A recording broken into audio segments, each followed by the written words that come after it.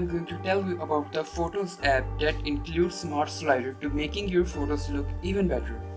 Here's how to use color saturation by using the slider. Open your photos.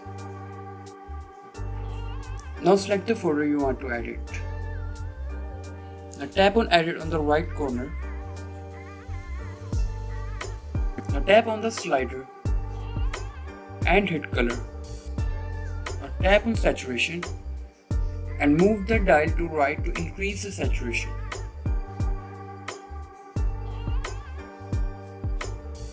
Now go back.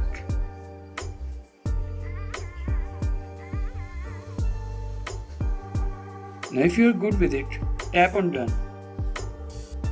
Now that's how you edit your photo with the smart sliders and make the colors of your pictures pop. I hope you like this video. If you like this video, please like, share and comment on the video, and don't forget to subscribe and hit the bell icon to get more updates.